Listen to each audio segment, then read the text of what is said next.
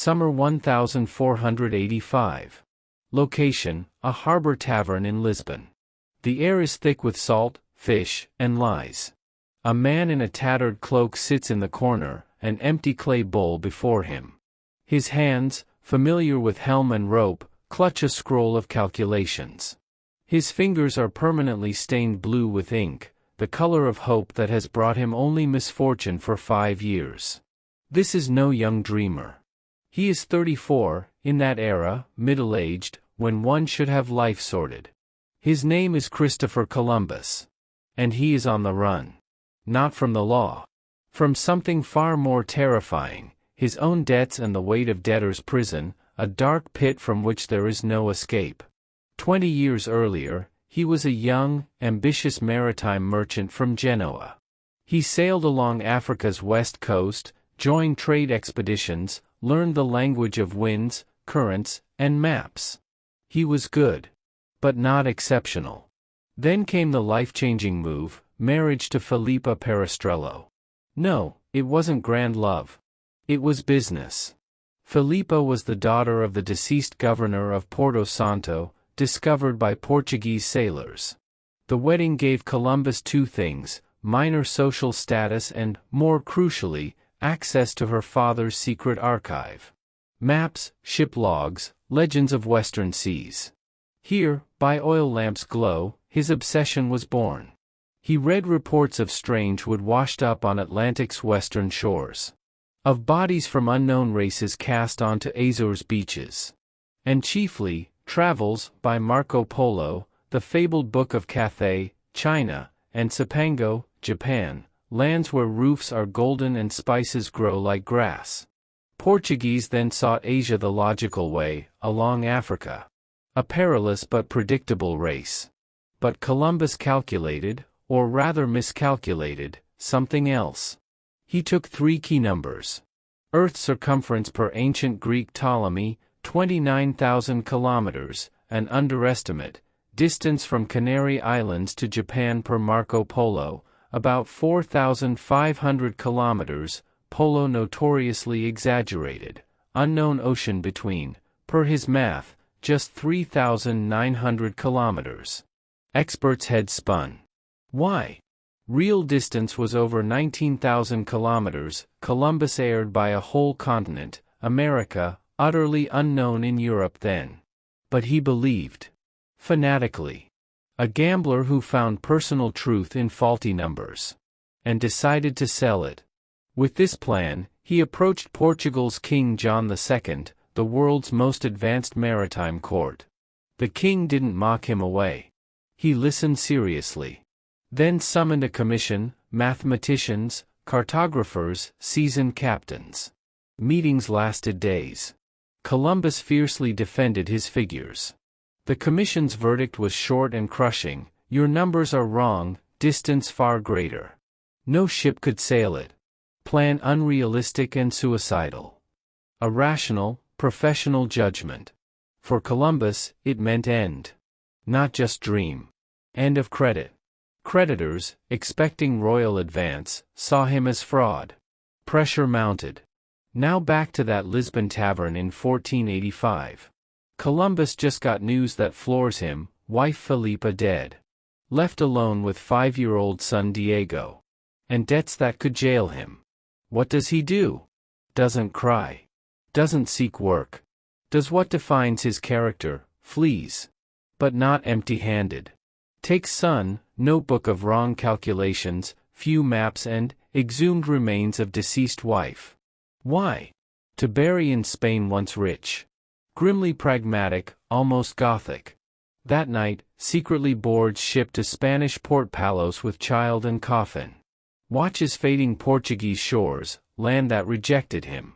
Knows he leaves not just debts, but reputation. Has nothing. Just 5-year-old boy, little box of bones, and one utterly wrong idea. Ship plunges into Atlantic darkness. Little Diego asks, "Daddy, where we going?" Columbus gazes west, to where he thinks Cathay's gold lies. "We're going to change the world, son," he whispers. "Or vanish in it without trace." In that moment, He's neither hero nor discoverer. A bankrupt fugitive staking all on selling impossible dream to someone mad enough to believe. And in Spain, land exhausted after centuries warring Moors, dreaming its place in sun, such a fool he might find. Summer 1485, spring 1492. Location, Spain, monasteries, inns, court waiting rooms. Christopher Columbus disembarks in Palos. One hand leads little Diego, other, a simple wooden box with wife's remains. No money for proper burial. Deposits it at local monastery Santa Maria de la Rabida with promise, I'll return for her when I have gold for marble tombstone. Typical. Even in poverty, acts as if future success inevitable. Alone, foreign, penniless. First stop not royal court, but monastery. Here, first miracle of career, meets man who not only grasps madness, but sees God's intent. Antonio de Marchena, Franciscan monk and passionate astronomer, doesn't scoff at maps and calculations. Instead, sees opportunity for two things, spreading Christian faith to unknown lands and, perhaps key, finding legendary realm of Prester John, Christian king supposedly ruling Asia, potential ally against Muslims. Marchena gives most valuable, recommendations and access to powerful. Becomes his first angel investor, investing only influence. Columbus reaches court of Queen Isabella of Castile and King Ferdinand of Aragon. But not audience. Just long queue of supplicants, merchants, charlatans. Spain in 1485 exhausted. Nearly 800 years of Reconquista peaks with Granada siege, last Moorish stronghold. Treasury empty, royal advisors think only war. Columbus presents plan. Sounds glorious. Profit, discover direct route to Spice Islands, Moluccas, and Cathay's riches, bypassing Portuguese monopoly, religion, convert millions of souls to true faith, glory. Their majesties become rulers of new lands, names celebrated forever. Royal Commission, led by learned priest Hernando de Talavera, hears him. Then rejects. Reason same as Portugal, geography wrong, distance nonsense, risk too high. Follows 7 years of humiliation and scraping by. Columbus stumbles between court and poverty. Lives in rentals, subsists on monks' and minor nobles' favor, intrigued by his confidence. Writes letters to all possible, Portuguese king again, rejected again, English King Henry VII, reply lost in wars of roses chaos, French court, slow, dull negotiation. Meanwhile raises son, has illegitimate second son Fernando with another woman. Life in constant uncertainty. But these years shape him as relentless negotiator. Each rejection doesn't break, but reinforces conviction world misunderstands him. Faith in self becomes ironclad. January 2, 1492. Granada surrenders. Reconquista complete after centuries. Euphoria in Spain, but also emptiness. What next? Huge army suddenly without enemy. Court's ambition sated, but unsatisfied. Then Columbus's mightiest court ally speaks, Luis de Santangel. Royal treasurer and pragmatist. Sees differently than theologians. Sees. Portugal yearly enriches from Africa trade, Spain just won war, has energy and soldiers for expansion. Columbus's voyage cheap, few ships, dozens men. Risk? Yes. But potential gain immense. If Spain doesn't try, Portugal or someone will. Santangel goes to Isabella. Presents argument that changes history, madam, compare small costs of this expedition to immense glory and profit awaiting. It's gamble, but with your own money, if succeeds, transforms your realm forever. Columbus summoned to conquered Granada, to Alhambra. Stands in hall where Muslim emir ruled weeks ago. Now Christian queen reigns. They negotiate terms. Here Columbus, hardened by 7 years' rejection, shows true shark nature.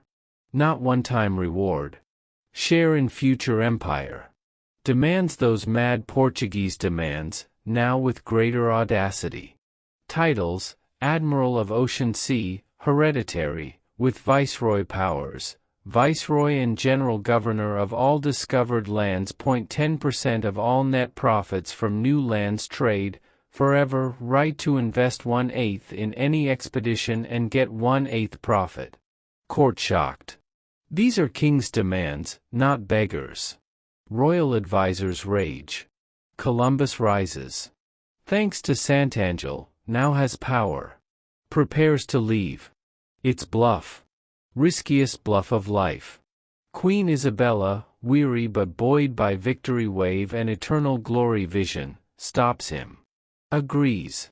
April 17, 1492, capitulations of Santa Fe signed. Columbus holds one of history's most advantageous contracts. From bankrupt outlaw to admiral and viceroy of non-existent lands overnight. Outside, in Alhambra courtyard, he smiles. 1. Sold Air Castle for whole future kingdom's price. But then royal official's voice, quietly handing contract to sign, hope, Admiral, you find those lands. Because if not, official trails off. Just taps finger on clause for task failure penalties. Columbus stops smiling. First shadow of fear falls on triumph. Now must fulfill promise. Or die as fraud. April to August 1492. Location: Granada, then Palos Port. Paper: parchment, pitted with ink and sealing wax. That's all separating Christopher Columbus from eternal ridicule or immortal glory. He calls it capitulations. We'd say stock company with unlimited risk and infinite gain. In Alhambra Hall, air still scented with orange groves and distant conquest dust, no state audience occurs. Its final round negotiation for startup, Columbus and westward path, with era's top venture capitalists, Spanish crown. Columbus, hardened by humiliation years, no longer begs. Dictates terms. First demand sounds mad, named Admiral of Ocean Sea. Not just honor. Hereditary nobility, with power to judge all maritime disputes in conquered waters, right to wear purple and gold chain. Position to rank him with highest aristocracy. Royal lawyers shake heads. Ocean sea vague. What if no sea? What if just sandbars? Columbus adamant. Wants title in black and white, with full royal seal gravity.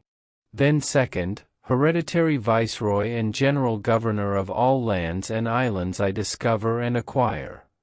Meaning he and descendants rule every scrap of earth his boot touches.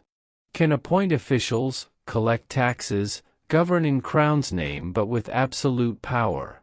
King Ferdinand, man used to intricate power games among noble houses, shivers. Creating parallel kingdoms centered in this foreign sailor's head. Then core, money. Columbus wants no one-time reward. Too little. Wants share. Specifically 10% of all gold, silver, pearls, gems, spices, slaves, from all mined, grown, or traded in his lands. Forever. For heirs. Royal accountant sweat. 10% of potentially infinite wealth? Eternal annuity for one man's family. But Luis de Sant'Angelo, treasurer, intervenes. Whispers pragmatic argument to king and queen, highnesses, 10% of nothing is still nothing. But if something there, our remaining 90% greater than 100% of emptiness we have now. Let him dream. We'll reap. Contract long document, not all parts read aloud. Clauses for failure too. If Columbus finds nothing valuable, loses ships, returns empty, Crown reserves right to recover expedition costs from him. Means debtor's prison, loss of all, perhaps head. All or nothing risk in starkest form. When Columbus signs with polished, confident signature, Spo Ferens, bearer of Christ, he signs own death sentence if fails. With narrated contract in hand, returns to Palos. Now must turn paper dream into wood, canvas, human flesh. Here titles don't fill chests. Local sailors, experienced men knowing Atlantic, see him as mad. Sail west into Sea of Darkness, where legends say world's waters plunge into abyss? Suicide order. No volunteers. Columbus and royal officials use heavy caliber, royal decree ordering Palos provide 2 caravels as punishment for past offense. Ships he gets, Pinta and Nina. Small, light, more coastal than swift sailors. Third ship, Santa Maria, hired, slow, clumsy now, more cargo than fast. Crew? Must recruit nearly by force. Helps local powerful Pinzon family, especially Martin Alonso Pinzon, respected captain who, whether greed or adventure, believes plan and joins. Thanks to him, recruits desperados, ex-convicts, debtors, youths fleeing poverty. Not heroes. Men with nothing to lose. Or who've lost all but lives. 3rd August dawn. In Palos Harbor, air stifling. On Santa Maria deck stands Columbus in new Admiral's cloak.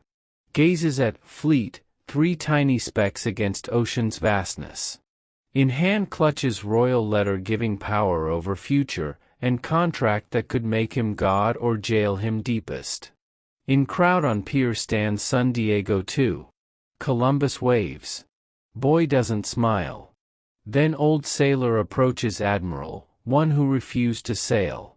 Hands small pouch. Take this, Admiral. For return voyage. Columbus opens. Dried dark berries inside. What is it? Sailor's peas, grunts old man. Makes strong laxative. When lost and hunger torments, eat them. At least die with empty belly and clean conscience. Turns and leaves. Columbus clenches pouch in palm. Feels splendid contract, titles, 10% suddenly become fragile, real, dangerous. Starts grasping he sign not just deal with kings, but packed with own fear. Raises hand. From lips comes order changing history, whatever outcome, weigh anchors.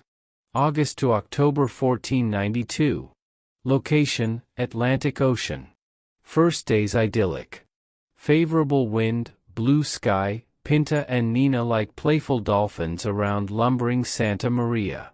Columbus stands at stern feeling lord of all seas. Admiral. Viceroy. Man of destiny. But Atlantic master of patience. It waits. Columbus keeps ship's log. Actually 2. One official, king might read someday. There writes progress, favorable signs, daily distance, but deliberately understates. If per calculations real to Cipango 1,000 miles, logs 800 publicly. Why? So crew glimpsing log doesn't lose hope. First big voyage deceit. Private second log darker. Records true numbers. Their first doubt appears. Weeks pass. Just water and water. No birds signaling land near. No algae old sailors described. Just endless blue wasteland. Crew trembles. Not from cold, from fear. Men whisper at helm, below deck, peeling hardened biscuits. We're sailing to nothingness. That Genoese devil possessed. Heard noise at night? Like sea tearing itself. They say west is world's edge. We'll fall over like waterfall. Air thickens. Mutiny question of time. Martin Pinzon, Pinta captain and Columbus's top ally, starts doubting. He too sees calculations mismatch reality. Columbus reacts as always, greater harshness and greater lies. Orders punishments for grumbling. And feigns hope. Points to bird flock, likely strayed, wood piece floating, maybe drifted trunk, see glow, natural. Presents all as unmistakable nearland signs. Theatrical performance for audience on madness brink. Early October, mutiny open. Captains and officers meet on Santa Maria. Demand simple, turn back. Now. Or throw Admiral overboard and take command. Columbus, pale, bags under eyes, but iron calm, begs 3 days. Uses last weapon, mysticism. Speaks visions, God's signs, how feels land at hand. Just 3 days, repeats. Then turn. Desperate gambit. But works. Men, long disbelieving maps, perhaps still believe miracles. Agree. Night October 11th to 12th. Moon near full, sea calm as oil. On Pinta deck, sailor Rodrigo de Triana performs dullest duty, lookout in mast basket. Eyes dark accustomed, mind fogged fatigue and fear. Then sees it. Far off, in moon's milky light, white line appears. Foam on reef? Sandy beach? Stares, rubs eyes. Line stays. His cry rends night, land. Land. Madness on decks. Men kneel, weep, embrace. Columbus rushes from cabin. Looks. Yes, there. Land. Feels chest loosen, huge weight lift from shoulders. 1. Lie became truth. Madness turned prophetic act. But as ships hastily course toward light strip, notices odd. All rejoice, but he feels emptiness. Gazes at land. Sees no Cathay golden roofs. No spice-filled harbors. Just dark, low strip of unknown. In mind flashes terrifying thought, what if just another island? What if wrong on most crucial? At dawn, lower boats. Columbus, in finest admiral tunic, royal banner in hand, steps on wet sand. Falls to knees, kisses ground, thanks God. From vegetation emerge figures. Naked, astonished, holding primitive spears. Not polos clothed merchants. Not Chinese. Columbus rises. Smiles at them. Mind already spins how twist reality into report satisfying king and investors. First words to men not about discovery, but inventory. Look at them.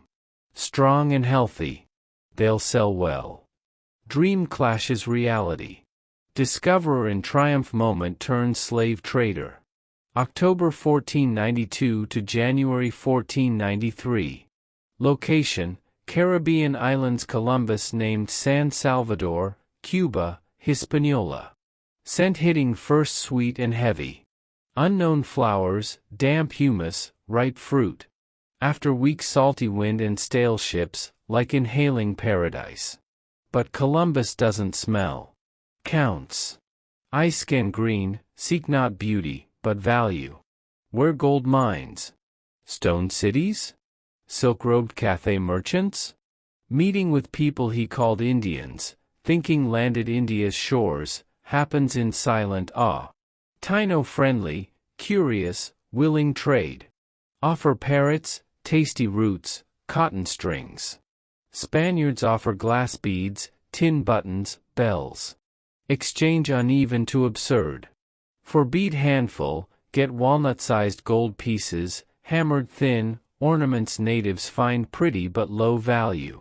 For Columbus, proof. If where gold is jewelry, must be more inland. Much more. Heart leaps. Journal mantra appears, gold noblest thing.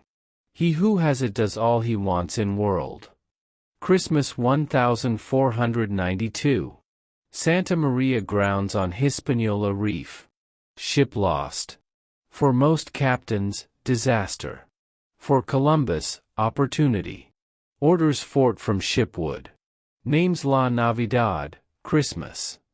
Leaves 39 volunteers with orders, find gold mines, gather max treasure, await Europe return. First Spanish New World colony. And first of many fatal errors. Men left not farmers or diplomats. Sailors, gold diggers, rapists. Given island natural abundance, friendly people. Told only, treat well. But his own acts speak otherwise, kidnaps natives to show Europe. With 2 remaining ships, loaded exotic samples, parrots, gold bits, 10 kidnapped Taino, sets return. Storms separate, voyage hellish, but March 15, 1493, Nina docks Portuguese port. Columbus immediately sends triumphant letter to king and queen. Describes no doubts, futile big city searches, shipwreck. Writes immense wealth, friendly natives awaiting conversion, countless islands on Asia edge. Key passage, majesties can gain here as much gold as wish, and slaves as please. Word spoken. Slaves. If gold not immediate, human beings are. Indians, in official report become commodity. Columbus arrives Barcelona hero. Leads exotic parade, parrots squawk, natives in costumes carry gold jewels. Court ecstatic.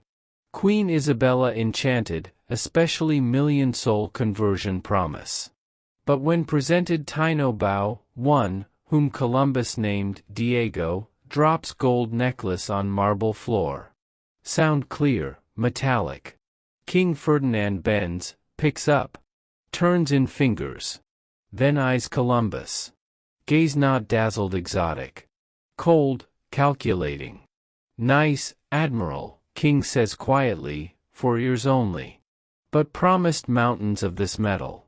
Empires bigger than Granada. Where? This. Lifts necklace, jewelry. We need mines. Smile freezes on Columbus's face. First audit of promises just began. Investor unsatisfied. March to September 1493. Location, Barcelona, Seville Court, Cadiz Port. Triumphal journey port to Barcelona like Roman generals march. Crowds press see one who survived see darkness. See living proofs, honey-skinned people rewriting maps. Columbus in element. Not as discoverer, but showman. In royal audience hall, full envious nobility, curious envoys, presents proofs, perfect timing. First parrots. Colorful, screeching. Entertaining exotic. Then unknown plant samples, strange fruit. Finally, climax, 10 Taino made kneel before throne. Washed, dressed European clothes hanging like scarecrows. Faces frightened. Majesties, Columbus's voice confident, bring subjects from remotest provinces your empire. Ready accept baptism, serve you. Queen Isabella smiles compassionately. Sees souls for salvation. Columbus gave exactly what she wanted, religious justification further investment. But husband Ferdinand sees other. Low-quality goods. Weary, scared people, not rich Orient merchants. Gold? Just trinkets. So Columbus draws biggest weapon, words. Presents letter on discovery, circulating Spanish court. Masterpiece selective truth. Writes no desperate sea weeks, mutiny, Santa Maria wreck. No Cipango poor village. Writes countless islands filled people without number. Favorable harbors fitting all Christendom's fleet. Signs gold, copper, spices. One word mantra, hey mucho, much there. Much land. Much people. Much potential. Prospectus for funding round 2. Works perfectly. Royal pair, blinded empire vision eclipsing even Portuguese, approves second voyage immediately. Not expedition. Invasion. Difference chasm. First, 3 ships, 90 men, uncertainty. Second, 17 ships, over 1,200 men. Among not just sailors, but craftsmen, soldiers, priests, officials. Also horses, dogs, cattle, seeds, tools. Goal no longer find Asia, but colonize, extract islands on edge. Columbus named Governor and Viceroy Indies. Receives instructions, found permanent settlements, establish Christianity, systematically seek gold, spices. Dream officially corporate mission with quotas. During civil preparations, incident foreshadows all to come. Bishop's official asks kidnapped Taino fate. Columbus's aide, smiling, replies, 6 sadly died voyage. Remaining 4 baptized, serve court. Adapting, as can. Official's gaze hardens. 6 dead of 10. 50% mortality weeks. Not war captives, but presented gifts. Bad start. Columbus silences question sharply. Their Majesty's subjects, declares. We go bring more, for soul salvation and Spain's greater glory. September 25, 1493, sails from Cadiz most impressive fleet Spain assembled then. Humiliating armada. On shore priests pray, banners wave. Air full expectation. On flagship deck stands Columbus full Admiral uniform. Looks not west, but east, at fading Spanish shore. Face not jubilant. Masked unease. Knew what neither king nor 1,200 men behind, no map to golden cities. Only promises must fulfill at any cost. La Navidad fort likely would pile in jungle. Only real wealth found so far people to enslave. Private journal this voyage starts sentence terrifying any investor, God show way find gold. Without, all else shadow. After swift calm sail, giant fleet lands Hispaniola shores. Columbus immediately sends boats to La Navidad site. Men return wide-eyed. Admiral, fort, burned ground. No soul alive. Columbus descends shore. Amid charred beams lie bodies. Not Taino bodies. His men's. Some mutilated, wound-covered. All dead. In that moment, Columbus ceases discoverer and showman. Becomes governor hostile land. First governing act not about trade or discovery. About revenge. November 1493, spring 1496. Location, Hispaniola, new colony Isabella. La Navidad ruins speak volumes. Of 39 men, none alive found. Native tales, extracted under threat, chaotic, Spaniards fought among over women, gold, then plundered villages till local chiefs slaughtered. For Columbus, not tragedy. Pretext. Now clear enemy, justification absolute rule. East of ruins founds first real town, La Isabella.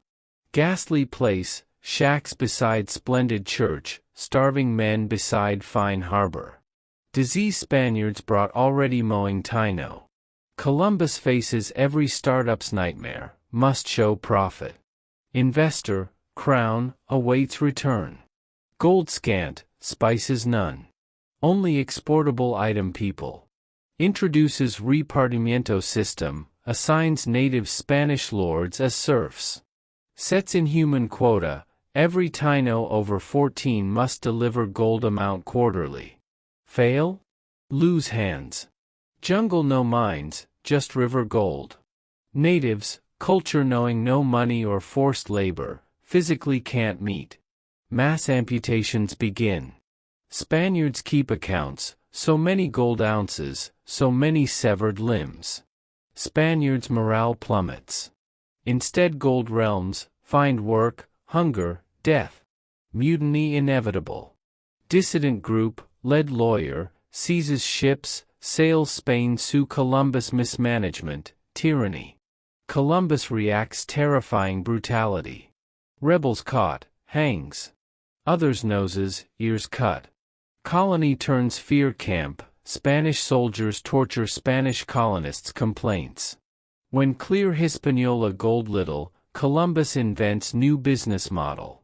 Organizes inland, neighboring island raids, captures hundreds Taino, loads holds like cattle. Want sell Spanish markets. This cargo hits moral, PR, snag. Queen Isabella, seeing natives future subjects, souls baptize, sharply bans slave trade. Columbus's first big commodity shipment seized, goods freed. Political blow. Investor starts doubting strategy.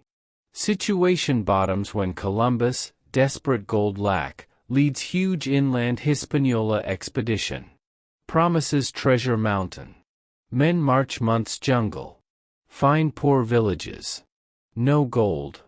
Return exhausted, sick, hate-filled. Meanwhile La Isabella anarchy.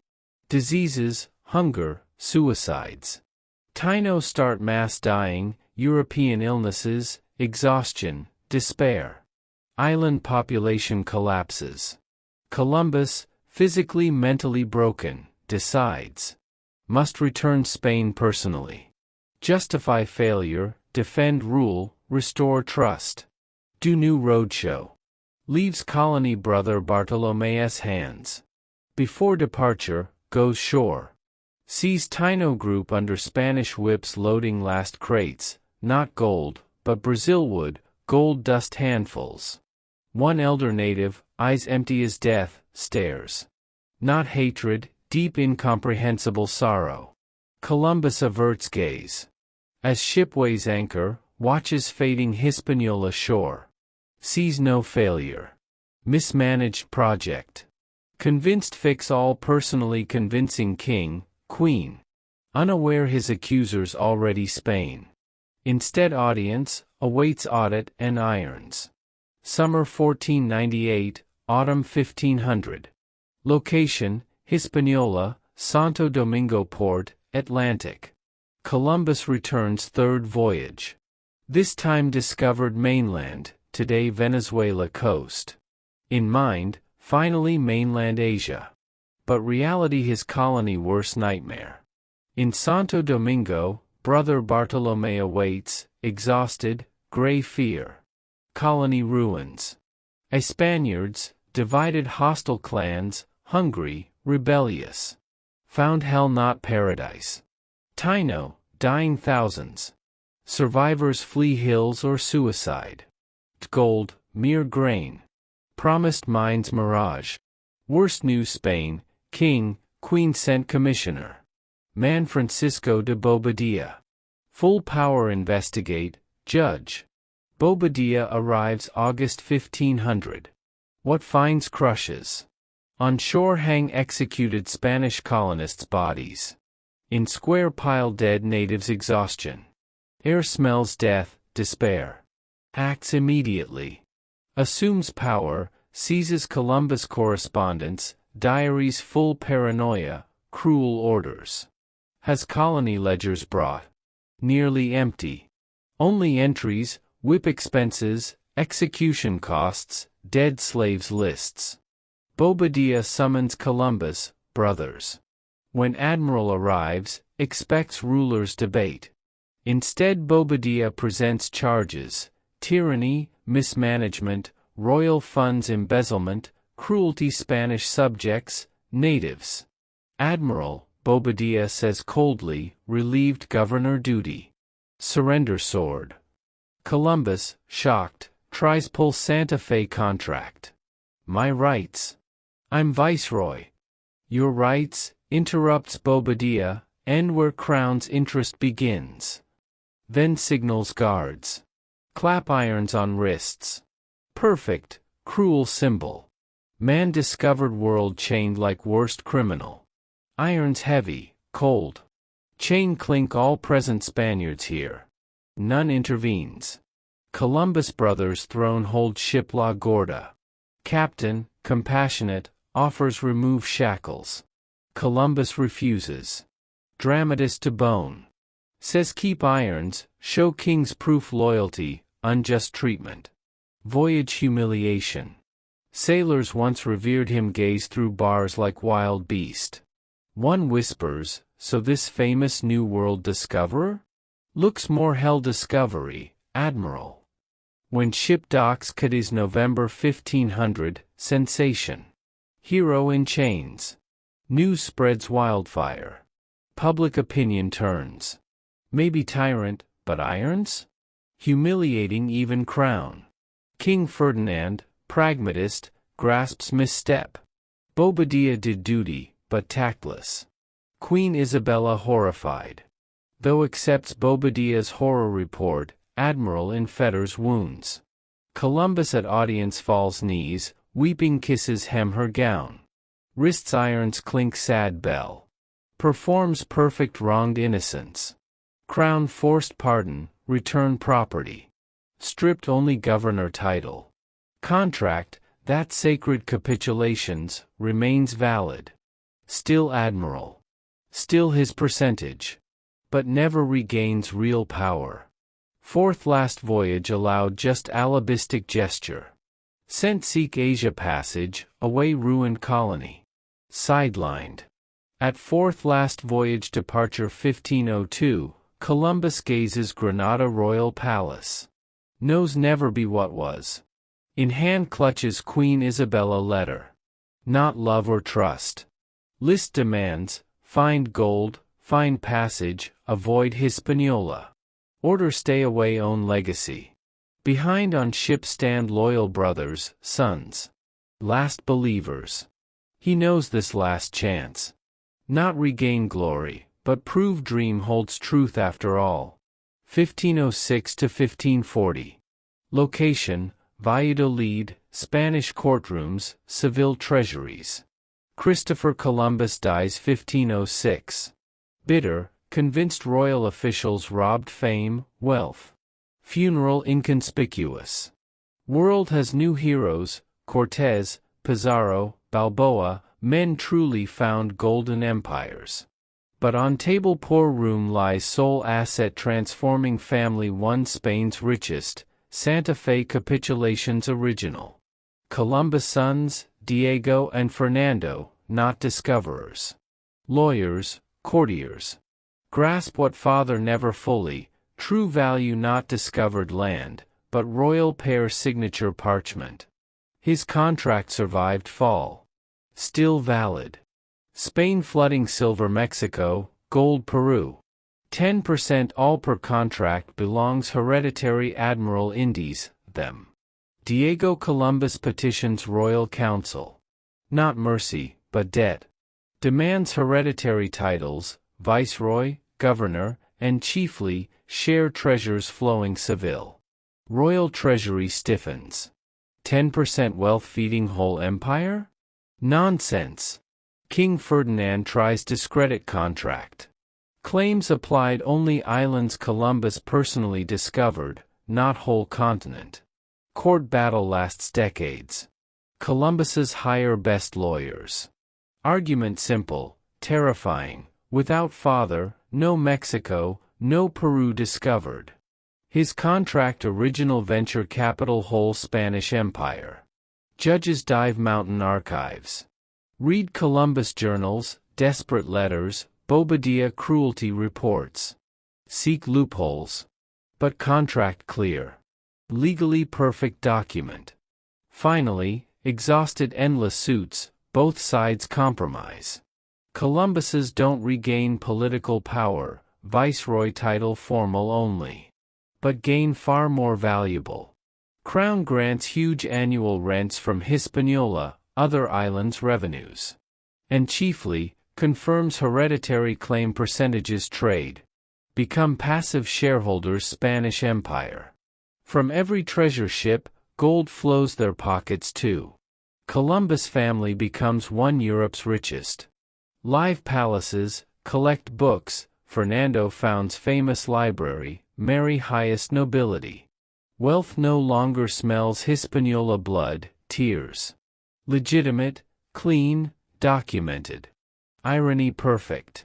Christopher Columbus died convinced world cheated him. Sons proved right, legally extracted compensation. Greatest discovery not America.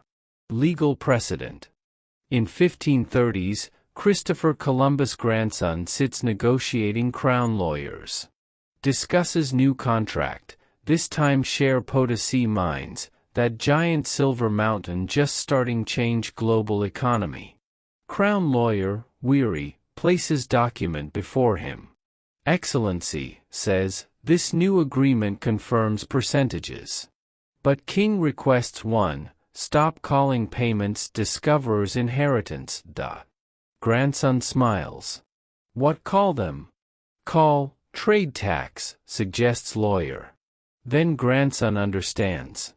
Grandfather's legacy so vast even crown can't deny. Can only rename. Columbus became system. Imagine 2 rooms. First library.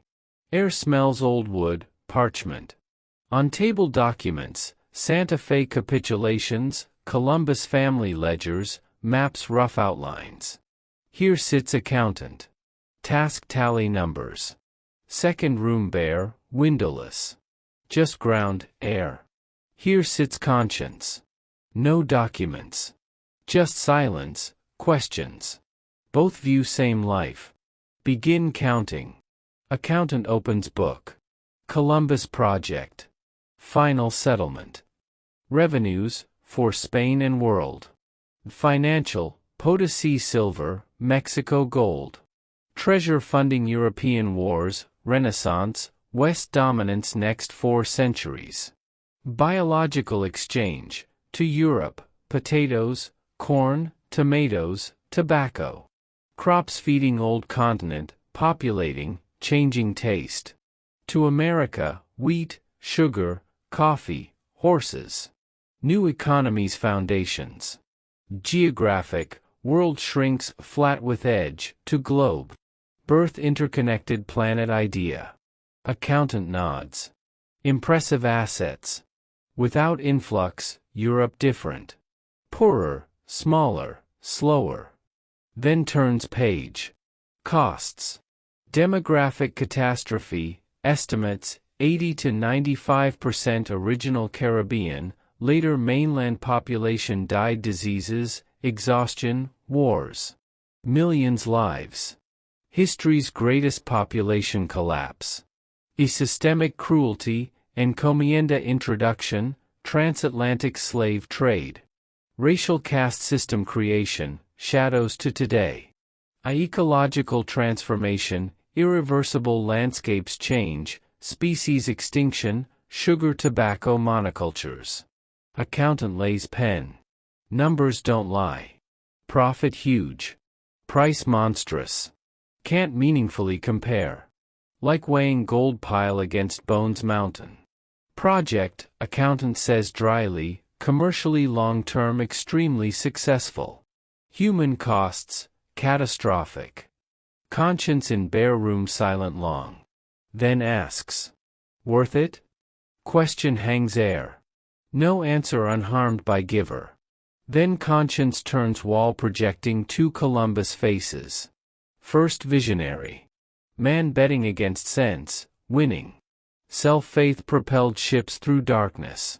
Without arrogance, narcissism, risk blindness, ship might turn. World divided millennium longer. Dream altered planet's physical reality. Second fraudster. Man sold air castle, knowingly lied distances, wealth. When reality refused promises, replaced cruelty. Discoverer to slaver, governor to tyrant. Personal dream buried whole worlds. Which true, asks conscience. Answer echoes, both. Genius and immorality not opposites. In human heart neighbors. Columbus neither hero nor villain. Man extreme situation revealing extreme truth self, world, desire fame wealth bridges oceans, but burns all touches. Conclusion, return to library. Accountant closes book. Wrote last entry. Heritage, Columbus's greatest discovery not America. Formula. Global conquest formula, private investor, Columbus, bears risk, state, Spain, provides capital, local population pays price. Formula repeated centuries. His story no memento. Module. Guide change world when price irrelevant. Conscience in bare room speaks last, not accountant, us. Don't build statues this man. Read his ledgers. Always ask, who writes profits? Who pays costs? Image fades. Remains just map, connected, scarred, perfect.